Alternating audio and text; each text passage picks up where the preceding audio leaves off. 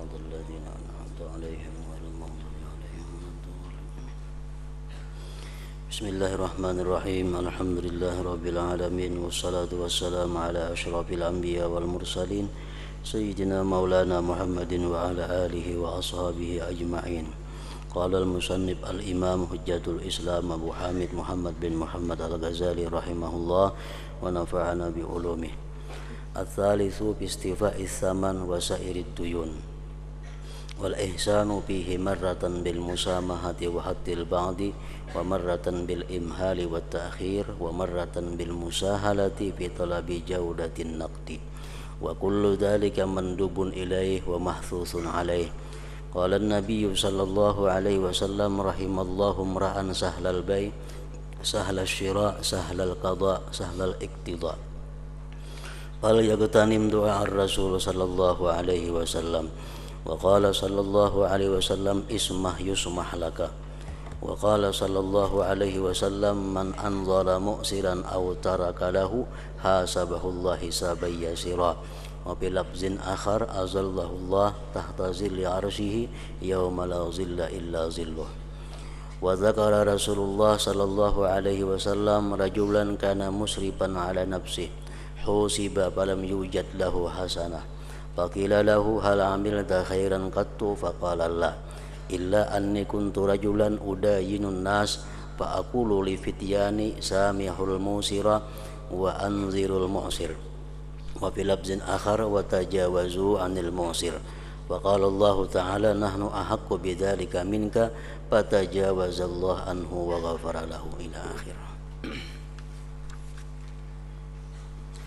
Yang ketiga daripada penjelasan mengenai ihsan dalam muamalah, yaitu dalam memenuhi harga dan seluruh hutang-hutang. Dalam memenuhi harga maksudnya adalah dalam menuntut pembayaran dan seluruh hutang-hutang. Artinya kita berjual beli dengan seseorang, lalu orang tersebut bayarnya bertunda daripada akad. Misal 2 hari minta tempo pembayarannya, 3 hari minta tempo, atau sebulan minta tempo. Nah, bagaimana caranya supaya kita bisa bersifat ihsan dengan mereka itu dan berbuat baik padanya sekali waktu dengan berbuat murah dan menurunkan sebagiannya. Misalnya harga pakaian itu 10.000 rupiah, lalu kita hutangi orang tersebut sebulan. Nah, begitu sampai sebulan kita potong harganya jadi 9.500. Nah, ini ngarannya ihsan di dalam muamalah. Sebaliknya dengan rentenir, sebaliknya dengan kredit.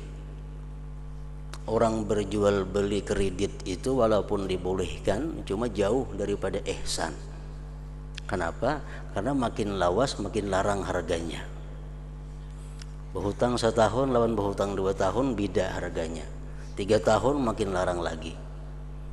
Nah, sedangkan di dalam anjuran agama, kalau kita menghutangi orang itu, makin lawas orang bayar, mestinya makin dimurahkan.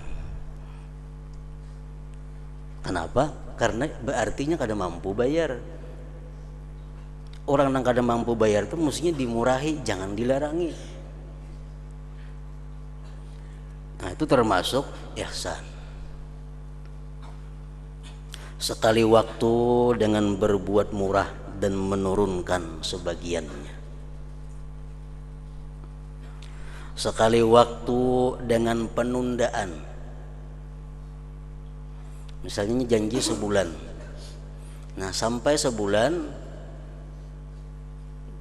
kita tambah waktu. Ayo jadi jam 2 bulan hanya bayar. Nah ini termasuk ihsan, berbuat baik dalam muamalah ngarannya. Harga tetap 10.000, cuma ditambah tempo menjadi 2 bulan. Itu termasuk ihsan. Dan sekali waktu dengan kemudahan dalam menuntut baiknya uang. Orang yang membayari ini kadang-kadang duitnya macam-macam. Ada duit yang baik, ada duit yang rabit, ada yang duitnya sepanggal hilang. Kalau kita ihsan dalam berjual beli, nah kita menerima duit apapun yang dibayari orang tersebut. Nah termasuk ihsan. Kada berpilih lawan duit. Seluruhnya itu disunatkan dan dianjurkan atasnya perbuatan-perbuatan seperti tadi. Nabi sallallahu alaihi wasallam bersabda, rahimallahu mra'an sahlal bai, sahlal syira, sahlal qada, sahlal iktidha. Artinya, ujar Nabi kita, semoga Allah memberikan rahmat.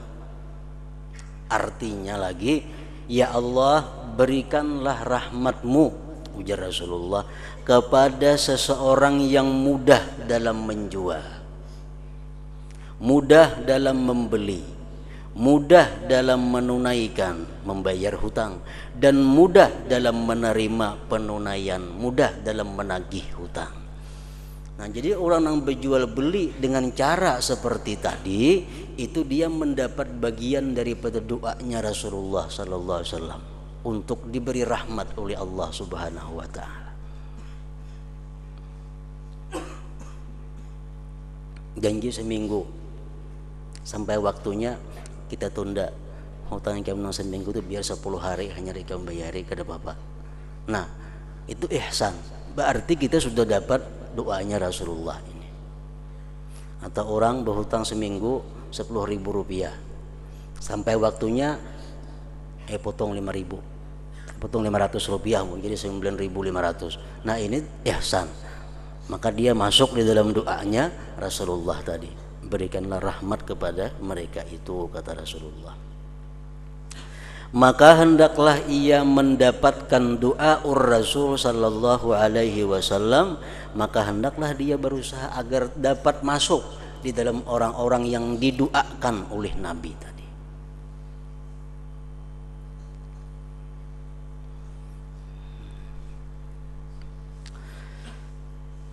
Maka hendaklah ia mendapatkan doa Rasulullah sallallahu alaihi wasallam di mana beliau bersabda, ismah yusmah laka.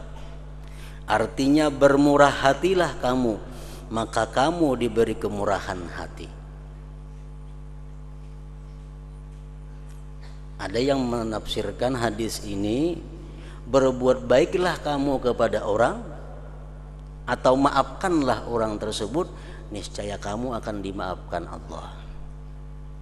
Niscaya Allah akan berbuat baik kepadamu. Dan beliau sallallahu alaihi wasallam bersabda, man anzara mu'siran au tarakalahu hasabahullah hisaban yasira. Artinya barang siapa yang memberi tempo kepada orang yang sedang kesulitan atau ia membiarkan baginya, maka Allah menghisapnya dengan hisap yang mudah nantinya di akhirat. Kita berhutang janji 10 hari, sampai 10 hari ternyata ini sulit untuk membayari, kita tambah tempo jadi 20 hari. Sampai 20 hari nya kada kau bayar, kita tambah lagi tempo 30 hari. 30 harinya kada kau bayar, beriakan sama sekali. Tarakalahu artinya atau ia membiarkan baginya, maka Allah menghisapnya dengan hisap yang mudah. Di sini Rasulullah kadang menjelaskan hutangnya berapa. Hutang 10.000 aja kah? Masuk dalam sini. Hutang 50.000 aja kah? Masuk juga. Hutangnya 1 juta masuk juga.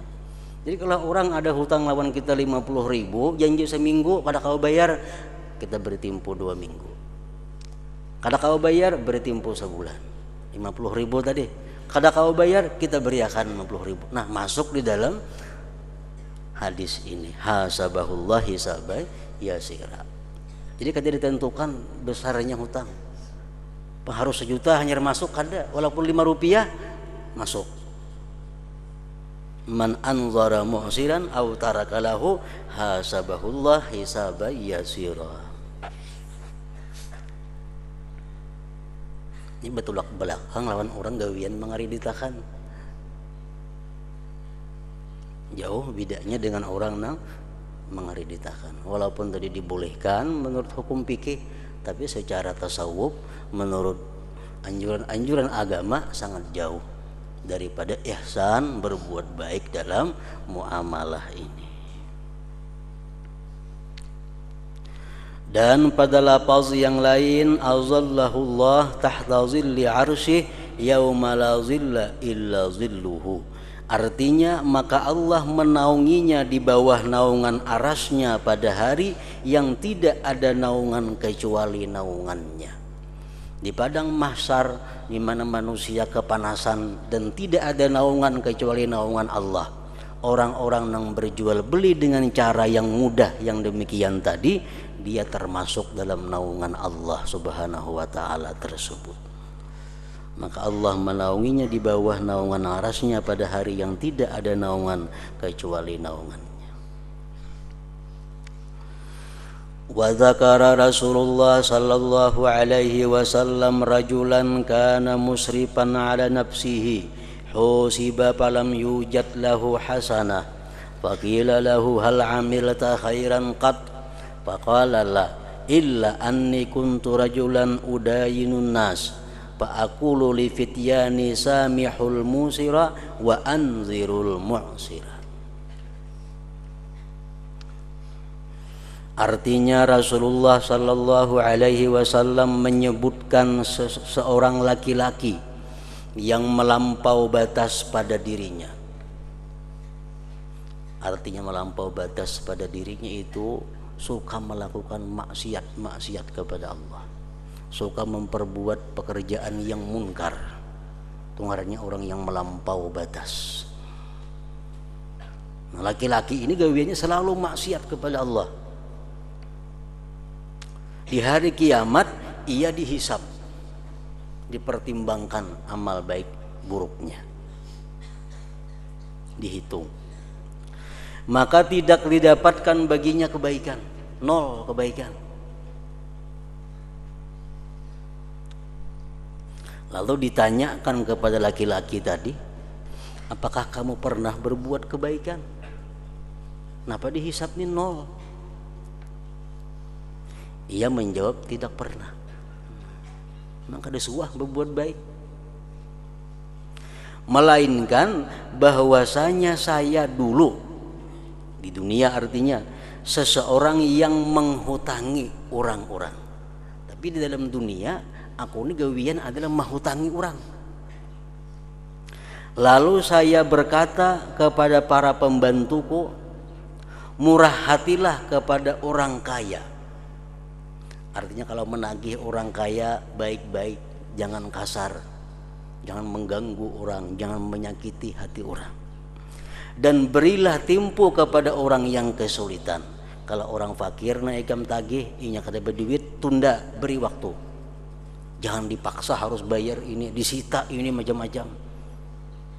Utang kada bayar, kulkas diangkut ampun orang. Jangan. Orang kaya nang berhutang tagih, tapi baik-baik menagihnya. Kalau orang miskin nang berhutang kada kau bayar, beri tempo. Dan pada lafaz yang lain, wa tajawazu anil mu'sir. Faqala Allah Ta'ala, nahnu ahaqqu bidzalik minka, fatajawazallahu anhu wa ghafara lahu. Artinya, dan maafkanlah orang yang kesulitan. Orang yang kada kau bayar, maafkan. Nah, jadi itu aja ada kebaikan. Aku menghutangi orang gawian dalam dunia, dan aku suruh orang-orang yang menagih hutang itu baik-baik. Maka Allah berfirman, ujar Tuhan, kami lebih berhak untuk itu daripada kamu. Artinya gawian ikam tuh gawian kami ya Tuhan. Pekerjaan ikam tuh pekerjaan kami. Memaafkan orang, memudahkan orang, menyenangkan hati orang itu gawian kami ya Tuhan. Maka Allah memaafkannya dan mengampuninya dosa-dosa si laki-laki yang kada pernah berbuat kebaikan tadi. Nah ini artinya apa? Bahwa perbuatan seperti itu pahalanya luar biasa besarnya. Kenapa? Karena dia berakhlak dengan akhlaknya Allah Subhanahu wa ta'ala. Perbuatan atau ibadah-ibadah yang sifatnya kita mencontoh akhlak Allah itu lebih besar nilainya daripada ibadah-ibadah yang menunjukkan kehambaan kita kepada Allah.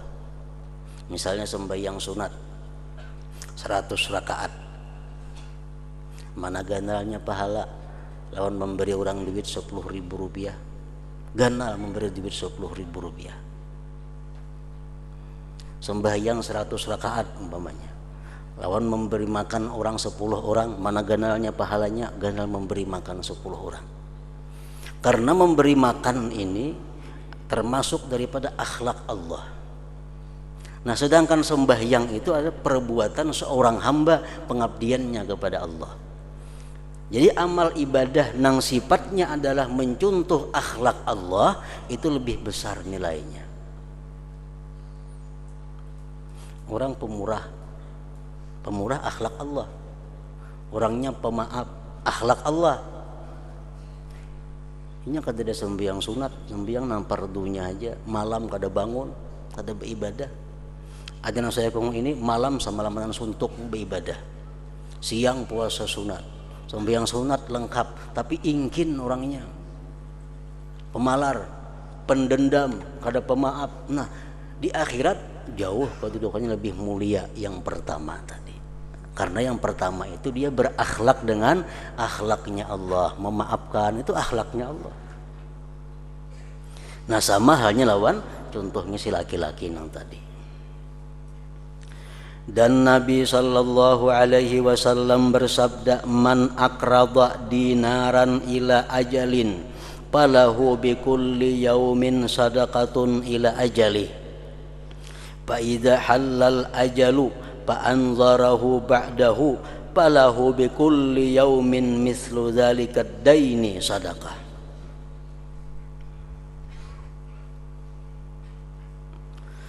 Artinya barang siapa yang menghutangi 1 dinar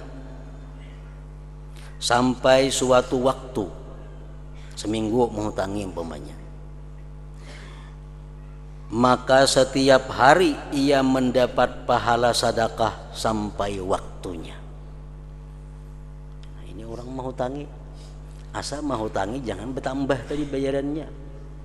Menghutangi nang jujur. Kita menghutangi orang 10.000 seminggu. Dalam seminggu itu kita setiap hari dicatat sebagai orang yang bersedekah. Apabila waktunya sampai lalu ia memberinya tempo setelah itu, waktunya sampai seminggu, kada kau bayar, ditambahnya lagi waktu sebulan hanya bayar, maka setiap hari ia mendapat pahala sedekah seperti hutang itu. Hutangnya 10.000 kita tiap hari sama dengan halnya pahala sedekah. Seapa lawasnya kita memberi tempo, semakin banyak kita dapat pahala sedekah, karena memberi tempo hutang tadi kepada orang yang kada mampu membayarnya. Dari ulama salaf terdapat orang yang tidak senang orang yang dihutanginya itu menunaikan membayar hutangnya. Ada ulama-ulama salaf dahulu kada katuju hutang itu dibiari orang. Ada orang bayar hutang, ayeuna juga bayar dulu. Kada katuju hutang dibiari orang, kenapa? Karena setiap hari dapat pahala sedekah. Setiap hari dapat pahala sedekah. Jadi kada hakun hutang dibiari orang. Kada samuaan pang ada hakun dibayari. Ada beberapa orang nang kada hakun dibayari. Misalnya 10 nang berhutang lawan kita, berdua nang kita tunda nito.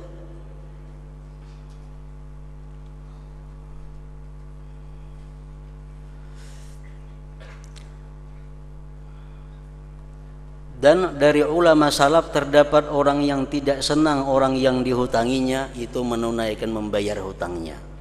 Karena hadis ini. Sehingga ia seperti orang yang bersedekah dengan seluruh jumlah uang yang dihitungkan, yang dihutangkan pada setiap hari. 10 ekor nang berhutang lawan kita, saya nang kita beri waktu macam itu, tunda, kan kada usah bayar, kain aja. Makin lawas kita memberi tempo, makin banyak pahala sedekah nang diperoleh. Dan Nabi sallallahu alaihi wasallam bersabda, ra'aitu ala babil jannati maktuba as-sadaqatu bi 10 amsalha wal qardu bi 18. Artinya saya melihat, ujar Nabi, di atas pintu surga tertulis sedekah itu dengan 10 kali lipat.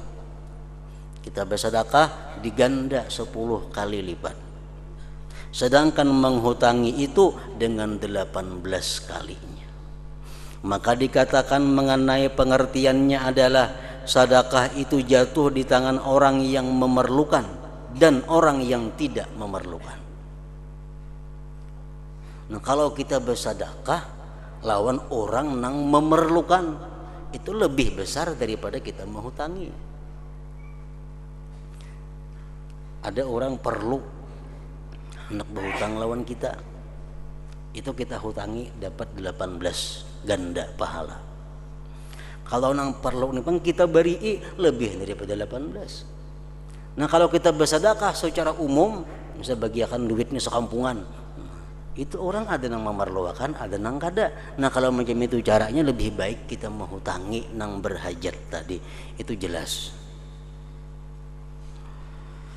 Maka dikatakan mengenai pengertiannya adalah sedekah itu jatuh di tangan orang yang memerlukan dan orang yang tidak memerlukan, dan tidak menanggung kehinaan berhutang kecuali orang yang memerlukan.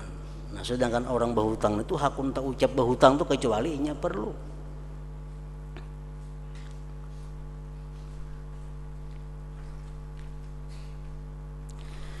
Nabi sallallahu alaihi wasallam melihat seorang laki-laki yang tidak meninggalkan laki-laki yang lain dengan sebab hutang. Ada seseorang ini kada berpisahan lawan si fulan itu, karena si fulan ini ada hutang. Kapan aja diiringinya, sampai ke masjid diiringinya. Bila berdiri juga, duduk juga. Melihat Rasulullah, maka beliau mengisyaratkan dengan tangannya kepada orang yang menghutangi untuk menghapuskan separuhnya.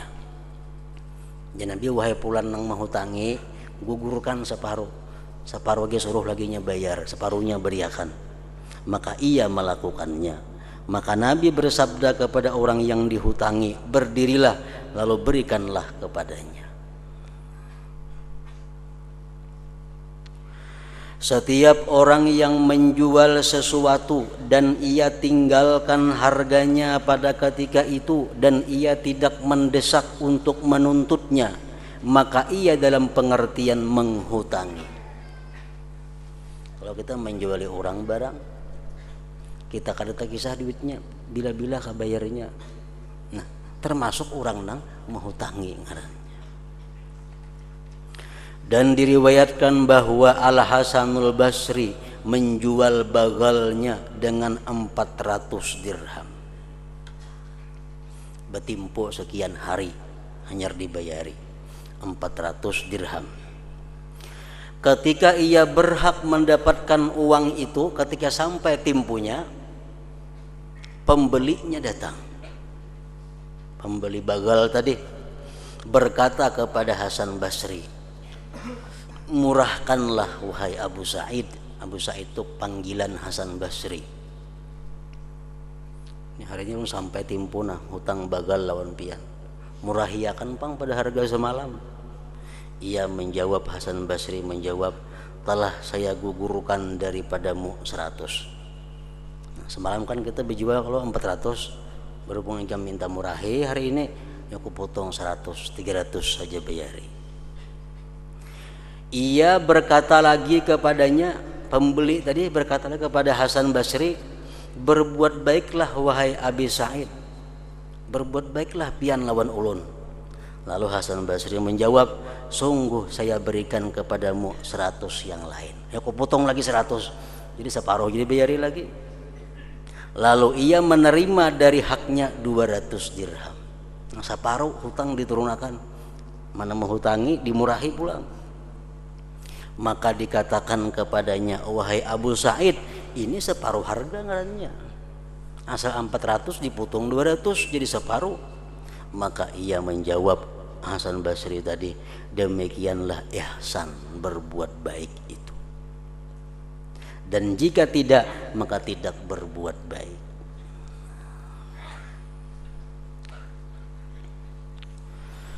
Dalam sebuah hadis, khudh haqqaka fi kafafi wa afab wafin au ghairi wafin yuhasibkallah hisaban yasira. Artinya, ambillah hakmu pada kecukupan dan pemeliharaan. Kalau sampai timpu, artinya kita harus menagih hutang. Tagihlah hutang itu secukupnya, jangan melebihi daripada yang ditentukan. Dan pelihara waktu menagih itu, jangan sampai ada menyakiti hati orang nang ditagih. Itu artinya khudh haqqaka fi kafafi wa afab. Sempurna atau tidak sempurna, artinya dibayari orang kah, kada kah, tetap engkau pelihara mulutmu, anggota tubuhmu daripada hal-hal yang menyakiti hati orang yang berhutang itu. Maka Allah akan menghisapmu dengan hisap yang mudah. Nah, ini perilaku ihsan kalau inya bertindak sebagai orang yang menghutangi.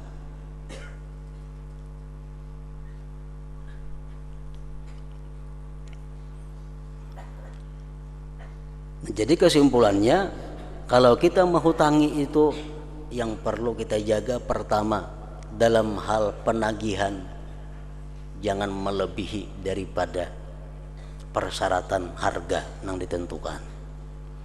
Yang kedua, jangan sampai menagih itu mengganggu atau menyakiti orang.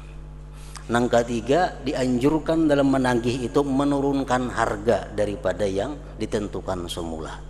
Yang keempat, memberi timpu kepada mereka yang tidak mampu untuk membayarnya. Nah, itu ihsan bagi orang yang bertindak sebagai menghutangi. Yang keempat, dalam pemenuhan hutang. Nah, orang yang berhutang pun mestinya ihsan juga. Bukan hanya nang menghutangi dituntut berbuat baik kepada nang berhutang, tapi si nang berhutang pun dituntut juga oleh agama untuk berbuat baik kepada nang menghutangi.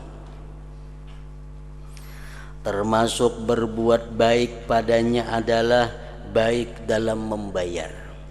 Nah, kalau kita berhutang lawan orang, kita hendak bersifat ihsan, hendak termasuk dalam doanya Rasulullah sahlal qada tadi, baik dalam pembayar, mudah dalam pembayaran. Nah, yang pertama, berbuat baik padanya adalah baik dalam membayar. Kayak apa cara membayar nang berbuat baik itu? Kayak apa caranya kita bayar hutang sekaligus dapat pahala? Demikian itu dengan berjalan kepada pemilik hak. Berjalan kepada pemilik hak, artinya hutang itu kita nang mengantarakan ke rumahnya atau ke tokonya. Jangan sampai ditagih orang ke rumah. Nah, jadi kalau kita ada duit membayari, kita atarakan ke tempatnya nang menghutangi itu sudah dapat pahala. Sudah dapat pahala. Jangan menunggu orang menagih. Kita bisa ada tanggung lagi kasih dimana sampai timbunya, jangan sampai macam itu. Dan tidak membebaninya untuk berjalan kepadanya, minta penunaiannya. Jangan sampai bersikap menghadang orang menagih hanya membayari. Jangan sampai macam itu. Nah, itu sifat nang di luar ihsan. yang bertentangan dengan ihsan. Nabi sallallahu alaihi wasallam bersabda, khairukum ahsanukum qada'a. Artinya sebaik-baik kalian adalah orang yang terbaik dari kalian dalam membayar. Kita berhutang duit 100.000, lalu kita atarakan duitnya ke rumahnya. Kita berhutang duitnya berabit-rabit umpamanya, nah kita bayar duitnya nang puga-puga, nang tasusun rapi. Ini termasuk ahsanukum qada. Atau orang menghutangi 100.000 rupiah, kita bayari 110.000, itu termasuk sebaik-baik manusia. Asal jangan berjanji sebelum akad, tuh riba kayaknya. Itu riba. Kita berhutang 100.000 sampai sebulan kita bayari, nah 110 kita membayari, itu termasuk dalam ahsanukum qada, bukan riba. Kenapa? Karena kada ada perjanjian syarat menyarat di dalam akad berhutang sebelumnya. Nah, orang nang ihsan dalam membayar yang macam itu. Berhutang beras umpamanya sebalik seminggu sampai bayarannya beras unus. Nah, ini ahsanukum qada. Masuk ihsan dalam membayar hutang. Maka hendaklah ia bersegera kepadanya walaupun sebelum waktunya. Berhutang sebulan temponya, setengah bulan dapat duit, atarakan. Ini ihsan. Berhutang sebulan, 30 hari, 29 hari ada duit, atarakan. Ihsan. Dapat pahala. Dan hendaklah ia menyerahkan sebaik-baik dari apa yang telah disyaratkan atasnya.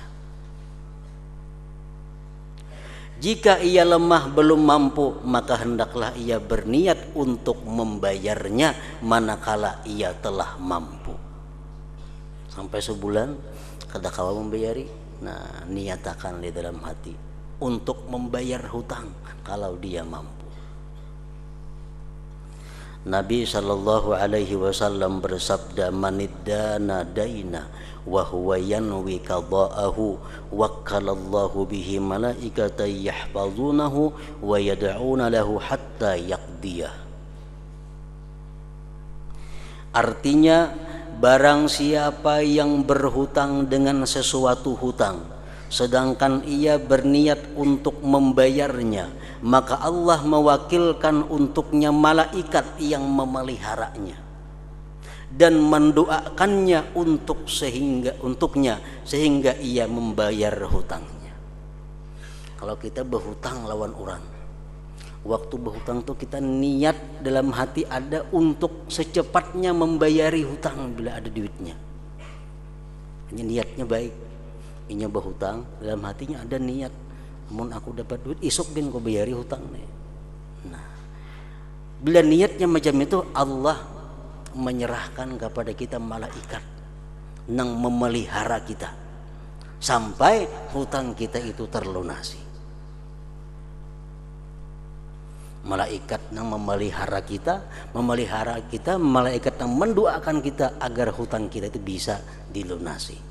Asal waktu berhutang itu niatnya baik bahwa akan segera membayar hutang ini. Sekelompok ulama salaf berhutang tanpa ada keperluan karena hadis ini. Banyak ulama-ulama dahulu yang berhutang, niatnya baik supaya termasuk di dalam doa malaikat.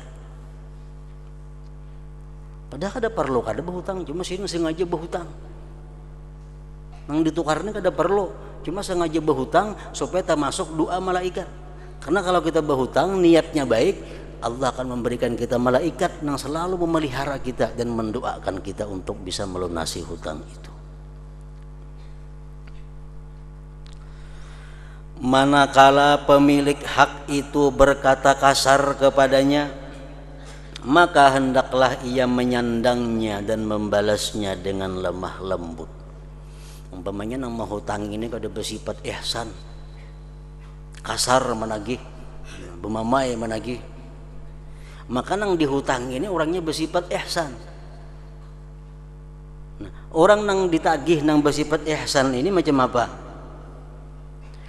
Manakala pemilik hak itu berkata kasar kepadanya, maka hendaklah ia menyandangnya, jangan dilawan artinya, dan membalasnya dengan lemah lembut. Wajar kita berhutang disariki orang, wajar kita berhutang dimamai orang, karena mengikuti Rasulullah sallallahu alaihi wasallam. Ketika pemilik hutang, orang yang menghutangi beliau itu datang kepada beliau ketika sampai waktunya. Nabi kita ada berhutang, bertimpu sampai waktunya sini kada kaum bayari. Sedang beliau belum bisa membayarnya, maka laki-laki itu mulai mengucapkan kata-kata yang keras terhadap Rasulullah. Kasar laki-laki lawan Nabi, karena Nabi kada kaum bayari hutang pada tempo yang ditentukan. Lalu para sahabat bermaksud menindak kepadanya. Sahabat memukuli lawan ini orang sudah. Maka beliau Nabi kita bersabda, ujar Nabi, da'uhu fa inna li sahibil haqqi maqala. Artinya tinggalkanlah, biarkan nyemamai ajar Nabi, karena pemilik hak itu mempunyai hak untuk berkata. Orang yang mau hutang itu wajar saja Nabi nya bakara karas bakasa kasar karena aku kada kau membayari.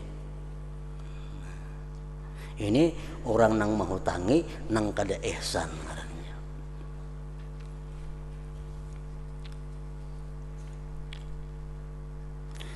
Manakala beredar perkataan antara orang yang berhutang dan orang yang menghutangi, maka perbuatan baik adalah kecenderungan yang terbanyak kepada orang yang pertengahan. Maksudnya kepada orang yang mempertengahi, kepada orang yang menanggung hutang. Artinya si A menghutangi si B. Nah, sampai waktunya si A ini menagih, bakara karas. Si B kada kau bayar. Nah kita nang mendengar ini, kita hendaknya membela kepada orang nang berhutang. Kita nang mendengar nih, nang di tengah nih, kita membela kepada orang nang berhutang itu nang kita bila. Karena orang yang menghutangi itu menghutangi karena kaya, ini menghutangi nyelabihan aja. Sedangkan orang yang berhutang itu berhutang karena memerlukan. Nah jadi kita mesti memihak kepada orang nang berhutang itu. Jadi biar kita umpat berpandir, kita umpat bicara, kita membela orang nang berhutang itu. Kayak apa caranya supaya nang menghutangi ini bisa mengulur waktu? Kayak apa caranya supaya nang menghutangi ini bisa memaafkan, meringankan hutangnya itu? Nah di situ andaknya kita. Demikian juga semestinya bantuan untuk pembeli itu lebih banyak, karena penjual itu tidak senang kepada barang dagangannya di mana ia mencari lakunya barang itu, sedangkan orang yang membeli itu memerlukannya. Inilah yang terbaik. Nah kita misal berhadapan dengan calon pembeli dan penjual, yang bertawaran. Nah kita mendengar tuh sebaiknya kita umpat pembeli. Ayo haji bali halaku sadang hanya sudah to, jangan dilarangi, nya kasihan ini. Nah jadi kita umpat bepandir membela orang nang membeli. Jangan kita melawan penjual. Jangan melawan penjual. Betul murah sudah tuh hari, jangan itu. Kita mesti umpat pembeli. Kecuali orang yang berhutang itu melampau batasnya. Nah, orang yang berhutang ini melampau batas. Ketika itu kamu menolongnya pada mencegahnya dari melampau batas dan menolong pemilik barang. Orang ini hendak berhutang itu, berhutang ini, macam-macam hendak dihutang. Nah, kita ada di situ. Kita tahu bahwa ini orang berhutangnya sudah melampau batas. Nah, kita disuruh memihak kepada pemilik barang. Nah, beri saran pemilik barang, peraya dihutangin itu, nya kada perlu juga anu karena itu. Peraya dihutangi, nya kada tapakai juhan itu. Nah, kita umpat pemilik barang, kalau nang berhutang ini sudah melampau batas hutangnya, artinya berhutang sesuatu nang kada diperluakannya, nang kada ada manfaatnya baginya. Inilah yang terbaik. Kecuali orang yang berhutang itu melampau batas, karena itu kamu menolongnya pada mencegahnya dari melampau batas dan menolong pemilik barang. Ini orang nang berhutang melampau batas ini sudah orang zalim ngarannya. Berhutang melampau batas, berhutang nukar sesuatu barang nang inya kada memerlukan, sedangkan membayarinya kada kelihatan jalannya jalan apa. Orang ini kada kelihatan membayari kayak apa caranya, kayaknya kada ada usaha tertentu. Berhutang banyak, nah kita membila na ampun barang. Ini orang sudah zalim ngarannya, wani berhutang banyak sedangkan membayarin cuma apa, kada ada jalannya kelihatan. Nah, kita menangati orang supaya jangan menghutangi, berarti kita menolong kedua-duanya ngarannya, menolong penjual nang menghutangi, menolong orang nang berbuat kezaliman tadi. Karena Nabi SAW bersabda, unsur akhaka zaliman au mazluma, faqila kaifa nansuruhu zalima, faqala man'uka iyyahu minal zulmi nusratun lahu. Ujar Nabi, tolonglah saudaramu dalam keadaan zalim atau dizalimi. Tolonglah orang yang zalim, tolonglah orang yang dizalim. Lalu ditanyakan kepada beliau, bagaimanakah kami menolongnya dalam keadaan zalim? Ya sahabat, wahai Rasulullah, kalau menolong orang yang dizalim itu wajar aja. Menolong orang zalim macam apa? Maka beliau bersabda, kamu mencegahnya daripada kezaliman itu. Nah, kita berusaha mencegahnya daripada kezaliman itu sudah menolonginya. Misal orang hendak jadi pejabat, orang ini dikenal sudah kada baik akhlaknya, orang sudah dikenal memakan duit rakyat, bercalon jadi pemimpin. Nah, kita wajib menolong inya, wajib mendukung inya. Dengan mendukung inya supaya ini terhindar daripada kezaliman. Kayak apa cara mendukungnya? Dengan kada memilihnya. Itu menolongnya ngarannya. Kalau sudah kita tahu ini pulan macam ini kelakuannya, anak becalon juga, ngurus rumah tangga aja kada biris, nak jadi di BR makinnya kada biris ngurus rakyat. Nah, dukung inya dengan cara kada memilih inya.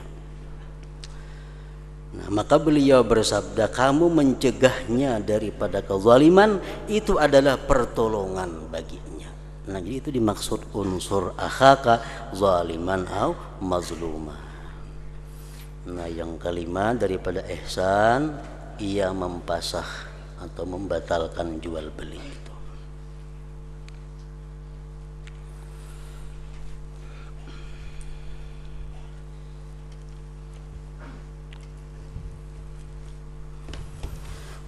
Afdalul dzikri fa'lam annahu la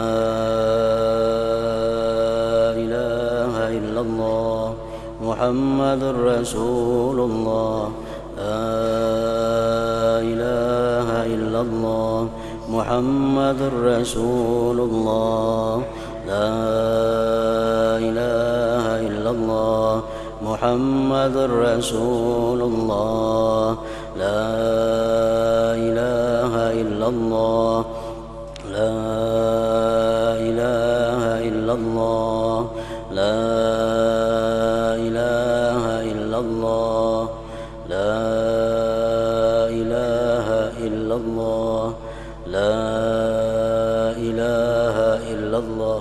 Allahu Allah, Allahu Allah, Allahu Allah, Allahu Allah, Allahu Allah, Allahu Allah, Allahu Allah, Allahu Allah, Allahu Allah, Allahu Allah, Allahu Allah, Allahu Allah, la ilaha illallah محمد رسول الله لا إله إلا الله محمد رسول الله لا إله إلا الله محمد رسول الله لا إله إلا الله الفاتحة إلى حضرة النبي وآله وسلم.